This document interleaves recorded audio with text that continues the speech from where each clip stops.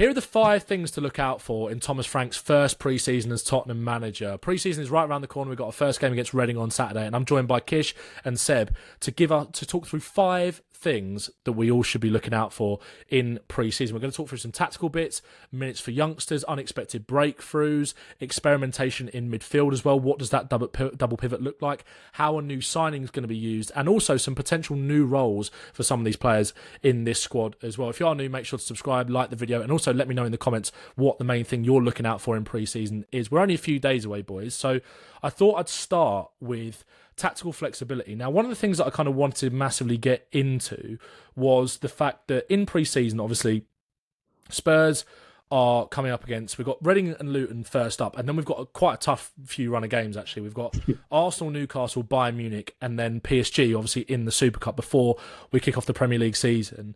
We have got, obviously, we are kind of testing ourselves against different levels of opposition here to prepare for that Super Cup and to prepare for the new season. We know that Thomas Frank's record against the big teams, against the big 6, home and away, but especially away, is very good. And I feel like this pre-season, with the varying levels of opposition against Reading and Luton, that in games where we're going to be more possession dominant, more aggressive, in possession, have more of the ball, obviously.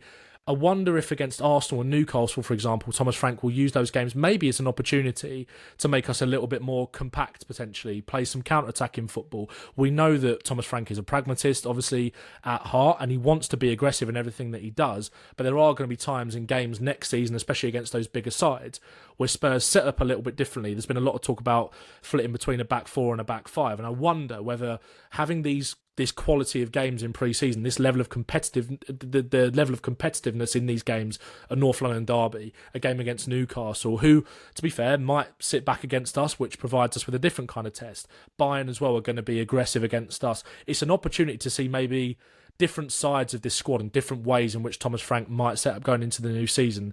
Kish, what do you think about that, and what do you think we're going to see in some of these games? Do you think Thomas Frank is going to, obviously we know he's going to experiment, but what do you think we're going to see from on a kind of game-by-game basis against different opposition?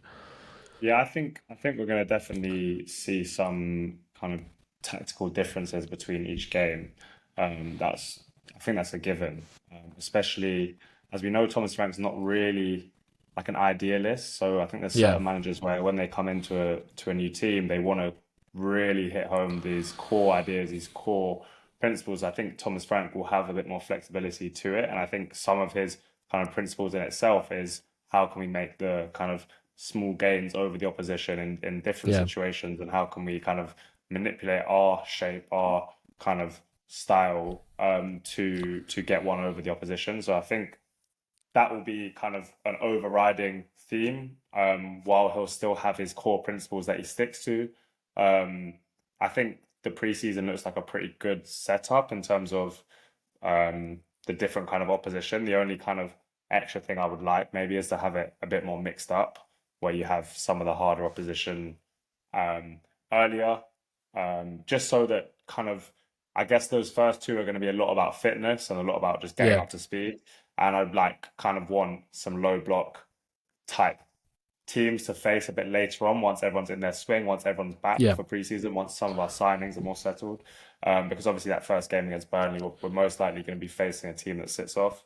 But I'm sure there'll be preparation for that. So I think overall we will see some differences in between, for sure. Yeah. Also, I think one thing that's kind of a factor into this as well, which when we go away, obviously the Arsenal and Newcastle games are in Asia. It's going to be a lot hotter climate. There's going to be a lot more need for rotation. And in that rotation, lots of subs in those kind of games. That might give Thomas Frank more freedom to mix things up tactically as well, and maybe test certain players out, test different systems out due to the need to rotate because of the physical demands and getting minutes into everybody's legs.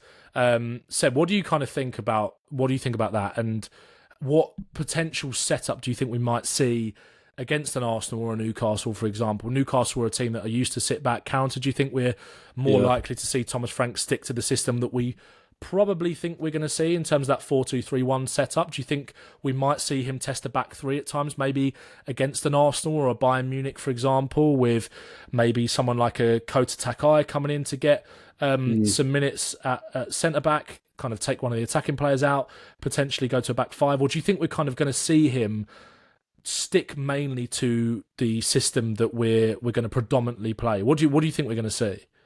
I think the beautiful thing about Thomas Frank and where it's so different to Ange Postecoglou is there's not one set way that he's going to play. I think he's going to be very adaptive to situations and circumstances, and I think you'll see that to probably an even greater level in pre-season. I think you've got to sort of blend it, don't you? You have to find a nice balance, because whilst you want to try out probably as many tactical ideas as you possibly can in pre-season, you also want to get players familiar with the system you want to play and, you know, the identity of each position on the pitch and everything like that, and get them properly settled in. So there's going to be a balance, I think. Like Kish said, there'll be, you know, deeper blocks that we're going to have to face in the first two games, and you're probably going to see maybe a more attacking system for that. And I think against PSG, especially in the Super Cup, where it's actually an important game, and Arsenal and Newcastle, big games out on tour, I think you'll see rotation, but I think you'll also see a lot of tactical flexibility, maybe moving between a 5 and a 4 back. I think you will see the majority of the football played in a 4-2-3-1, so I think that is I agree. the formation that he'll want to go to. And I don't think that necessarily, again, the brilliant thing about Frank is that you can play Gibbs-White in the 10 if he signs, when he signs, or Maddison in the 10, and that kind of switches how the setup is, how that midfield three works together within a similar sort of formation. It's not just like 5 back equals defensive and 4 back equals attacking. You could even have a more attacking 5 back than and a defensive 4 back. So I think that is going to be super, super exciting to see. I think he'll want to try out different players in different roles, in different setups. So you might see potentially Gibbs-White get more minutes in the 10, or Kudus get more minutes in the 10 against those more transitional sides, and you might see James Maddison, if he's fit enough, or maybe even like a Jamie Donnelly or an academy player, get more minutes in the 10 against a Reading or a Luton. I think that's probably how you're going to see it play out. And the further we go through pre-season, I think the more settled it will become, and the more you'll see the players that are going to start the season playing a lot of the minutes for us get the majority of those pre-season minutes the further on we go. And you know, PSG in the Super Cup will obviously be our first taste of a proper starting 11, I feel. Well, you kind of touched on 2 points that I want to come on to. There's a reason that I've left that number 10 with the question mark over it, just because one, Kulusevski, I don't actually think, my gut feeling is that we're not going to see him in pre-season at all. I think with that injury, or maybe at the earliest it's going to be very late on.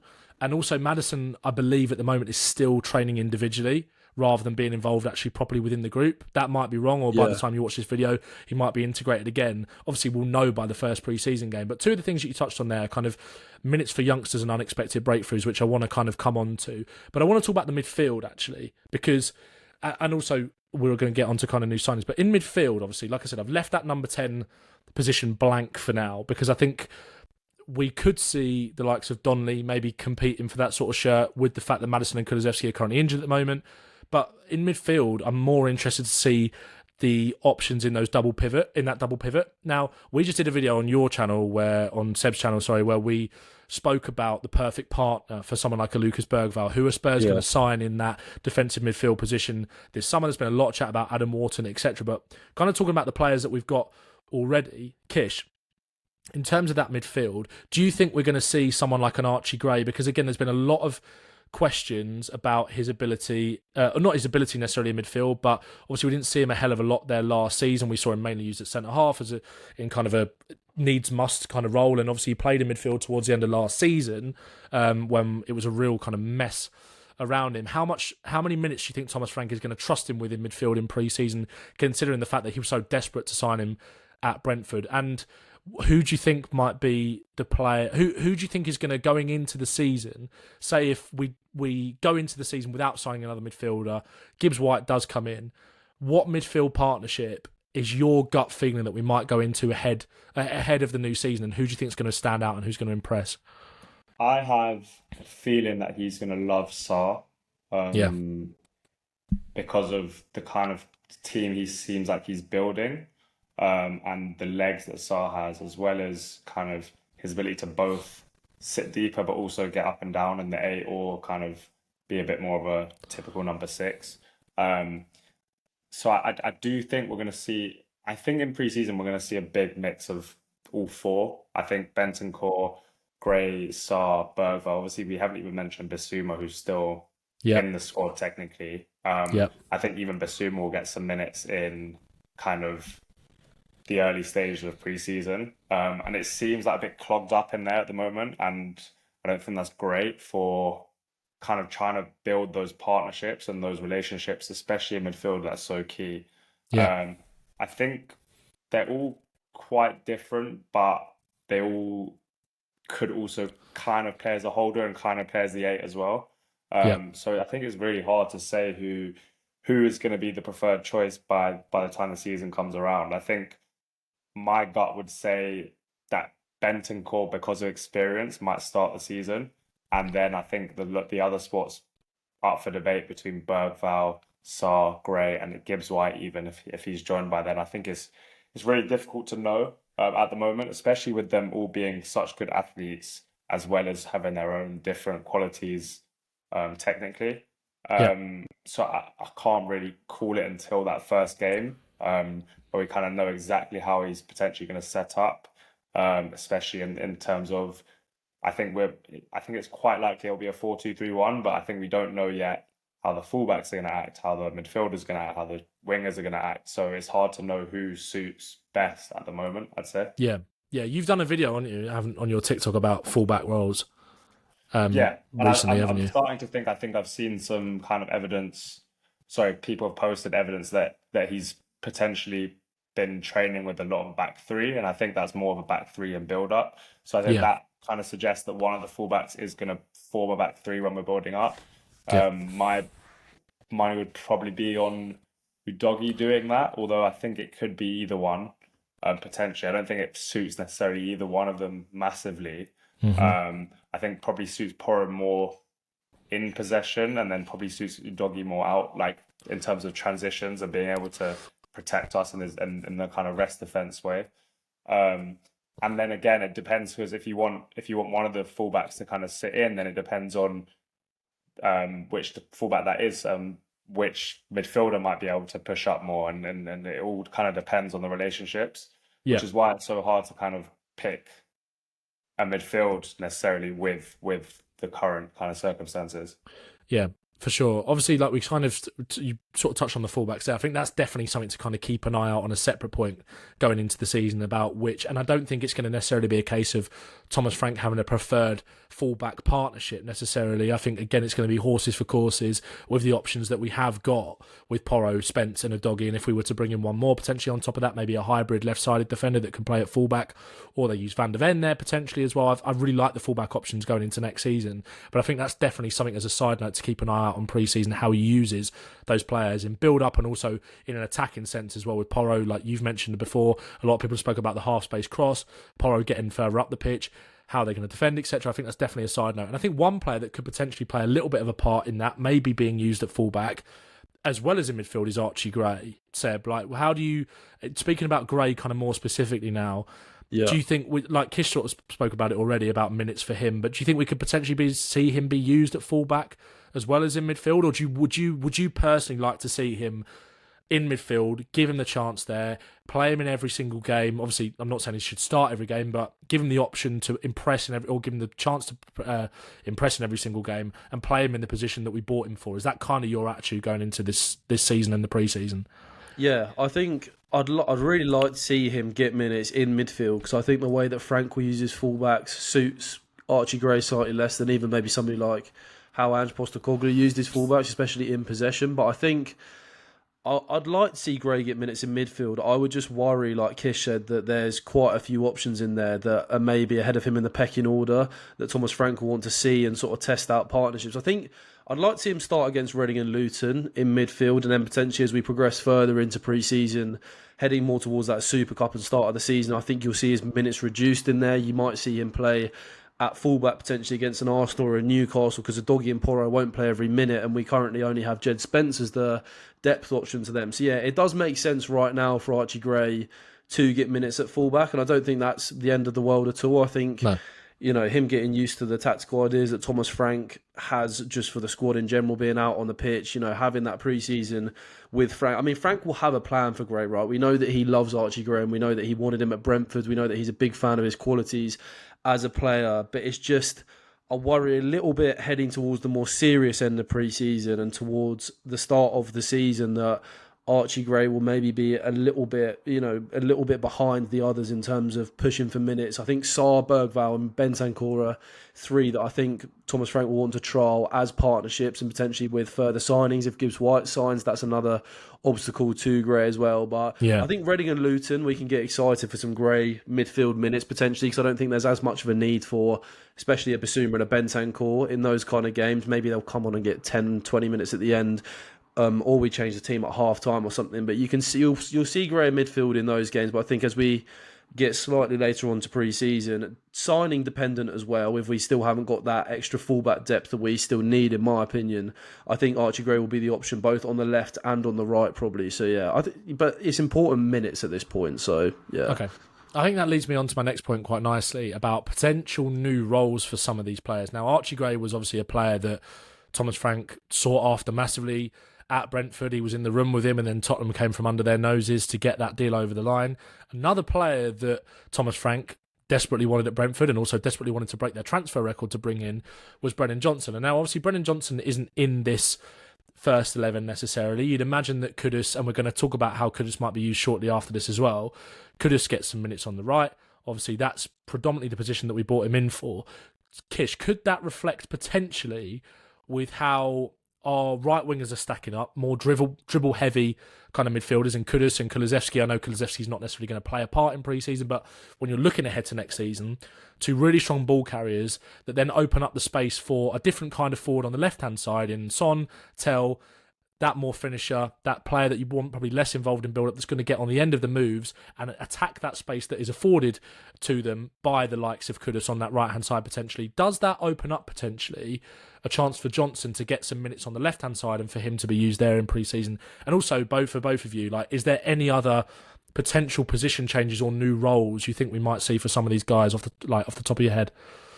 I think Johnson, in general, that left-hand side, for what Frank likes to do and for what suits Johnson, I think that role suits him better just because the angles are more favourable. I know he's kind of been very heavy on his kind of right-footed cutbacks and shots across goal, but I think just in terms of the angle of the run and how good he is at timing runs and kind of arriving, I think it suits a player who's right-footed on the left. And I think if he was potentially more comfortable in possession, I think we'd kind of continue to see him much more on the right, where he can kind of drift inside and combine still. But because he's so uncomfortable in kind of the approach play, I feel like you want someone like that just constantly on the run. And you probably don't want him stuck out on the right flank because the angles are just less favourable there. And we know he's a decent finisher with his left, but it's not. It still doesn't look that natural. No. And you just, in terms of the run, you're just more inclined to start that bit wider if you're right-footed, and it's not as cutting as a run if you're strong-footed side. So I think we've seen this like in every kind of top teams inside forwards. They tend to play on the opposite side, like Salah, Mane, etc.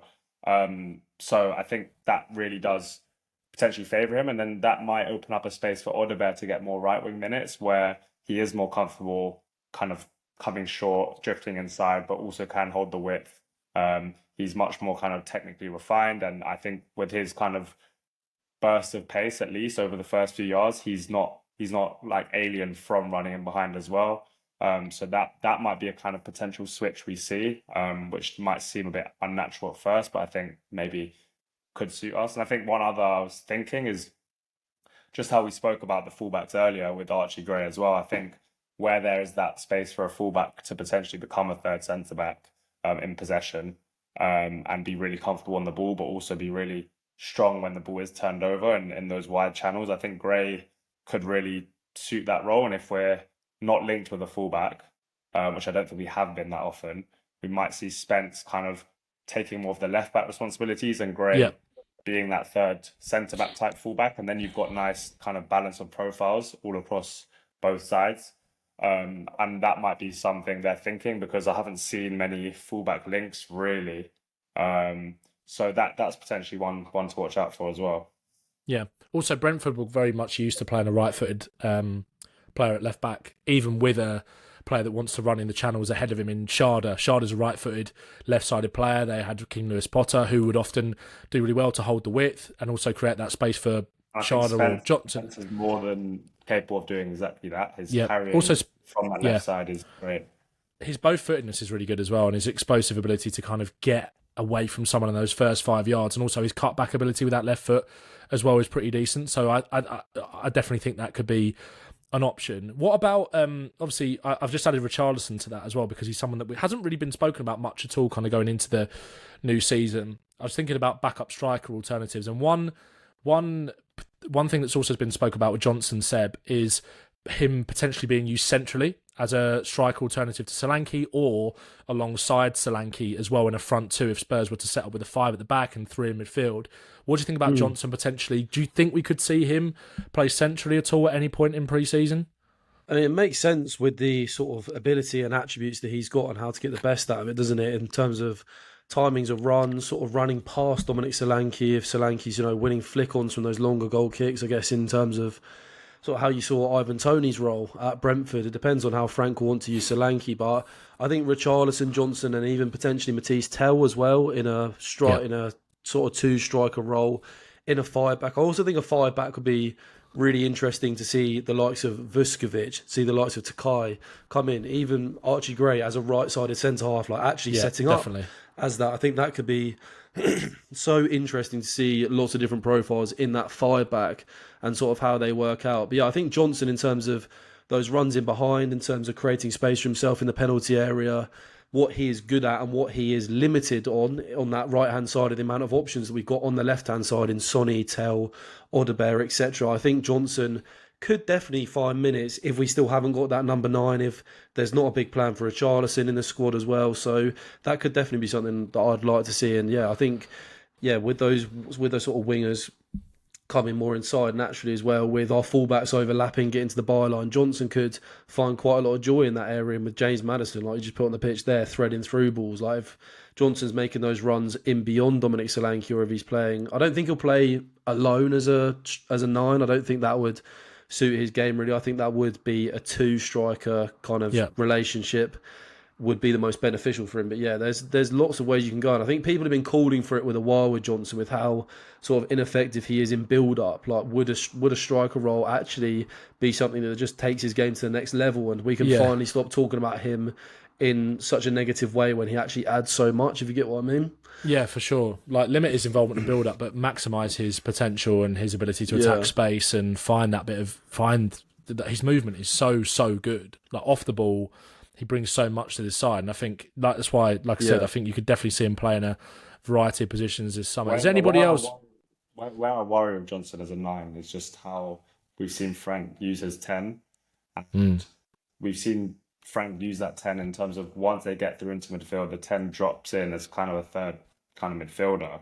Yeah, and vacates that space. Could leave Johnson quite isolated. At times that can drag defenders with them and create that space, but if it doesn't, you want the striker to then occupy that space and be able to hold the ball up. Yeah. And because there's such a massive space there without a 10, that's such kind of big responsibilities on a striker who has to have like the build and the technical quality to bring the ball under control and then lay it off. Do you feel like that's where he'd have to play with Solanke? I think if it was front 2 would work so much better if he was going to play as a striker. Front 2 with him would work better. Or you kind of tweak the role of the 10 and get them to stay higher and really occupy those classic number 10 areas, and you don't have them kind of so much as responsible in build up. And I think that might potentially be the way he works it, because I think part of the reason he had Damsgaard dropping so deep is because they weren't the best ball players or ball carriers in midfield. They were quite, simple and 1 and 2 touch, and Norgard was very much keeping it ticking, but there wasn't much progression necessarily from those 2 midfielders. And Damsgaard came a lot from the centre halves, and also Damsgaard dropping deeper in the fullbacks as well. So with us, I think we've got actual ball players in there, and so that might negate the need for a 10 to drop so deep. Yeah. Okay, before we move on to the next thing, just very quickly, is there anybody else that kind of jumps out to you and who we might see in a slightly different role? Or are we kind of thinking mainly it's... Obviously, we've got so much versatility in that attack. It's like you can kind of see almost anybody, not necessarily anybody playing anywhere, but like there's a lot of room for some different potential roles, and that we might not necessarily have expected. I think somebody that will have a different role to what he had under Ange Postecoglou that will be quite interesting to see how he copes with that is maybe Pat Matasar. I think Thomas Frank's system will benefit him a lot in possession in terms of like he won't have as much responsibility. And I also think that at times last season you saw Sarr play really, really hard at the pitch, like pressing super high, receiving the ball quite hard at the pitch as well. And I think him in a double pivot with somebody who's as good on the ball as a Bergvall is or a potential new incoming could really elevate his game if he's got sort of... Because I actually think Papsar is underrated with his ability on the ball as well. He's got quite a nice passing range. I think that he can protect the ball a little bit, but obviously he's got a way to go in that area. But I think in terms of seeing him in a role that suits him better in a more stable sort of possession structure, I think that's sort of a role that you could see Papsar sort of really develop into, whereas last year I felt like his role was constantly changing under Ange Postecoglou and not necessarily suited to his strengths. So I think he's definitely one to watch out for in terms of how he can take his getting to the next level. In that kind of Yarmulke sort of role, how he was used last season as well, or who's the other Brentford central midfielder that played alongside Norgard, like Jensen, or like a lot of the time Yarmulke would kind of be making those runs in between the space vacated by the winger and the striker, kind of in that channel, off the ball runs to attack the box.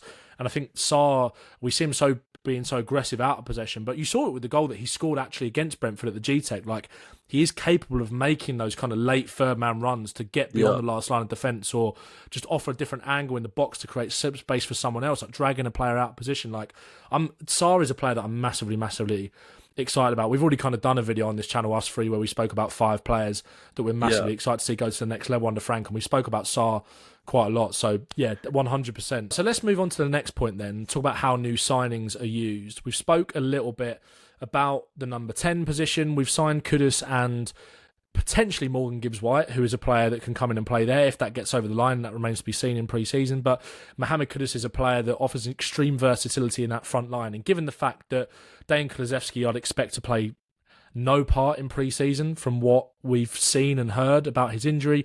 James Maddison, as I mentioned earlier in the video, is still not training yet fully with the first team.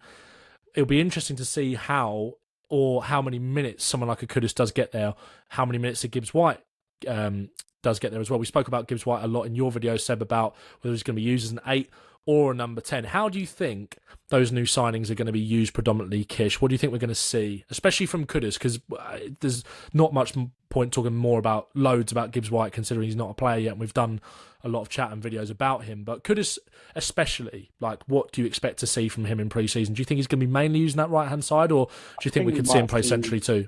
I think we might see some central minutes from Kudus, just because of the lack of numbers there at the moment. Although I do think Frank will want to see him kind of where he has bought him for, which I think is the right flank. I agree. I think we'll see a range of kind of types of performances from him. I think at times he will be wanting to get Kudus on the ball in deeper areas and more narrow areas, but I think we'll also in some games see him kind of playing higher and see him if he can run off Solanke and be a kind of traditional Frank winger. But I do think there will be more responsibility on the left side of winger to be that kind of runner, and Kudus will be looking to kind of operate more in the pockets and be that more creative type player, not necessarily through his passing, but through his carrying from those kind of slightly deeper areas. I think in terms of long term, I think I do see Kudus potentially being a more central player in the latter stages of his career, or more in terms of his peak. But I think we bought him primarily for that right hand side, and I think Frank has brought him because he's so explosive, because he's so physical, and he can carry over large distances and really dominate kind of physically and technically, whichever kind of zone he's in. So that's what I'd say for him early on anyway. To bring Gibbs-White into the conversation, Seb, do you think, and this is something I spoke about on the podcast with Will earlier, do you think signing someone to play in that number 10 position and that number 8 position as well, who is such a strong ball carrier? Obviously, we've signed Kudus for his dribbling ability, his ability to carry from deep, but his also ability to dribble in tight situations, to take players out the game further up the pitch as well.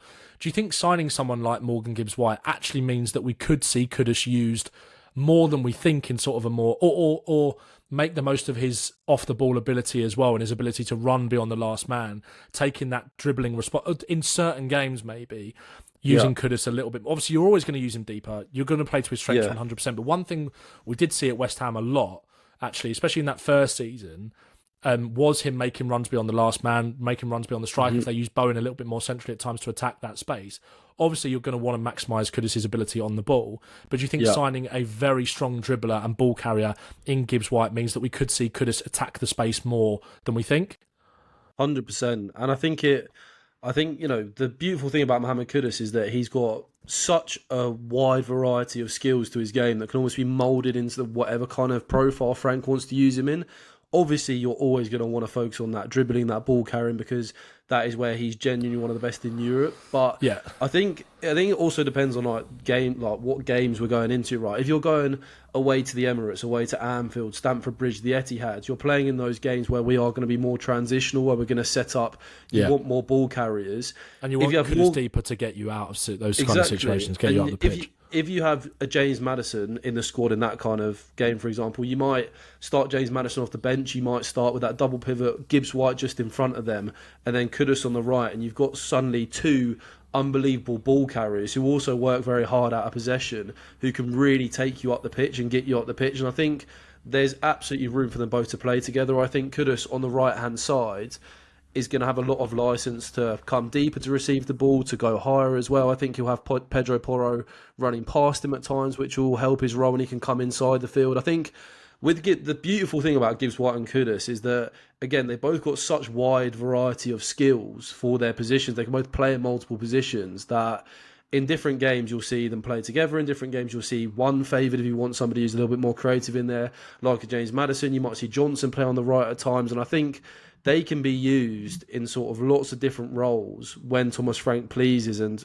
this is just the beauty of having a deep squad full of quality. And I think you'll see a lot of Gibbs-White in the 8 against teams that are sitting in lower blocks against Tottenham. Maybe a few more home games where you see Gibbs-White and James Maddison starting in the same games with Kudus on the right-hand side. And the versatility of those two as new signings for us is, some of their biggest strengths, and I think some of the reason why we splashed out so much money on them when you've got a manager like Thomas Frank who's so adaptable and can sort of play them to their strengths in different game states. Yeah, for sure. Final point then. Final thing to look out for: breakthrough youngsters or minutes for youngsters and unexpected breakthroughs. Obviously, we've got Mikey Moore, who we know is part of the first team setup. Very, very excited about him. Obviously, we have got a lot of depth in those wide areas now and in that number 10 position, which I think long term is where his best position will end up probably being, in that kind of left half space as a 10. We've got Luca Williams-Barnett as well, who we're all incredibly excited about. Jamie Donnelly back obviously from his loan at Leyton Orient. We'll be looking to impress in pre-season. George Abbott is one as well, Kish, that I wanted to kind of speak about in the context of someone who might. There's always, when a new manager comes in, and we've spoken about this before, like there's always a player that makes a much bigger impact than you'd expect, kind of out of nowhere a little bit as well. George Abbott was, I think, smashed a lot of the running numbers in that first session back, made a real kind of impression, obviously, early on. Very technically gifted midfielder as well. How do you feel about him going into pre-season? Is he someone that you think might make a breakthrough that we don't necessarily expect? And if there's any other players as well that you think might fall into that category? And also, what youngsters are you kind of excited about seeing, and where do you think they might fit in this system? I think Thomas Frank's kind of love for physical players really suits George Abbott. I think his ability to cover ground and kind of have that engine, I think is going to put him in a really good position, especially early on where there's players still coming back. I think that's always an opportunity for young players to kind of shine. I think he's very well-rounded. He's got a good engine, good passing ability, good ball striking ability. Just kind of that midfielder that's just very well-rounded. And I think Frank will like that because he can kind of mould them how he wants them. The only issue for him is I think he best suits a number 8. I think he's played some 10 minutes as well, but more of a kind of a box-crashing number 10, I'd say, rather than like a pure creative number 10. Which Frank might like as well. But I think from what we've seen, I think he's going to want someone pretty creative there, especially how he used Damsgaard. So I think the only issue for him is kind of what's in front of him. I think two or three actually that could really shine early on, with the lack of a pure number 10, with Kulusevski out and Maddison still coming back, I think, is one of Mikey Moore, Jamie Donnelly, Luca Williams-Barney, or even Alfie Devine. I Yeah, think one of them could have a real shout at kind of pushing their way into the team, at least in and around it for the full season. And so I think that would be my main kind of opening for a young player to really kind of push themselves. And I would like to see Mikey Moore there. I think his future lies as a number 10. I agree. I think he's technically unreal, but he can also carry from deep and he can be creative and he's got good shooting as well. I think Williams Barnett is just as talented, but obviously I don't think there's a big rush with him. He's just signed a pro contract, sorry. And then Donnelly and Devine both have brilliant qualities as well. I think Donnelly may struggle physically for a Frank team. I think he's the kind of player that needs a team built around him, especially at the moment. And I think Devine's also another one who's very well rounded.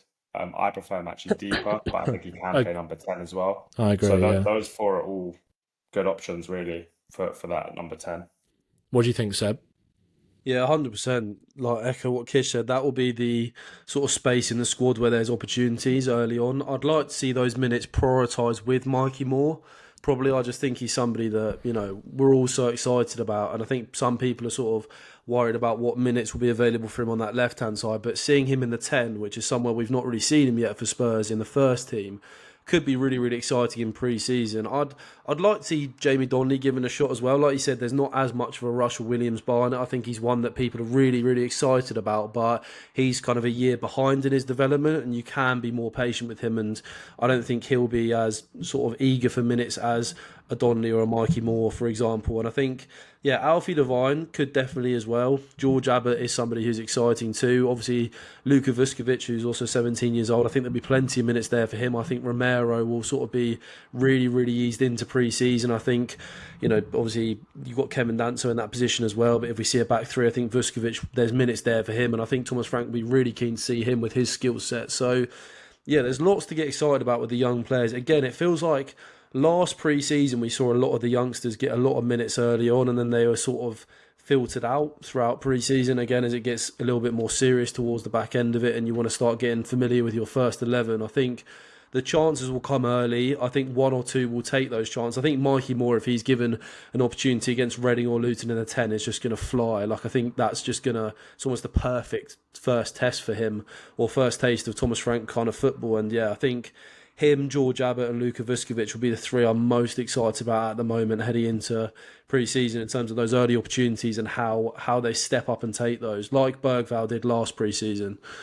Yeah, definitely agree with that. He was the kind of standout. He was with Bergvall. It was like we were having those kind of conversations towards the end of pre-season, especially I remember off the back of the Bayern Munich game where he massively impressed, or both Bayern Munich games actually. It was like, this guy's got to start the first game of the season. I do wonder if any of these younger players will be in that same conversation. It's more competitive for places now. We're building a stronger, deeper squad with some of the player ways the way that some of these youngsters emerged themselves last season and throughout the season as well.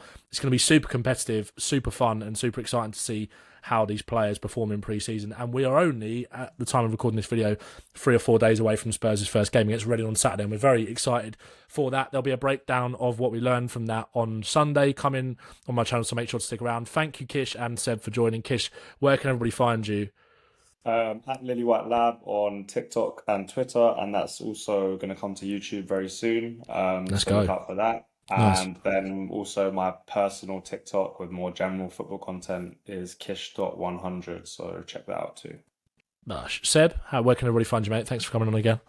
That's all right. Yeah, Seb Martin on YouTube, with 2 N's is my YouTube handle. Obviously posting a lot more regularly now on there. Purely Spurs content. TikTok as well. Seb on Football, Seb on Spurs, and yeah, that's me. Nice one. Thanks for watching, guys. If you enjoyed the video, make sure to like it and subscribe. And also let us know in the comments what you're most looking forward to seeing in pre-season. Nice one.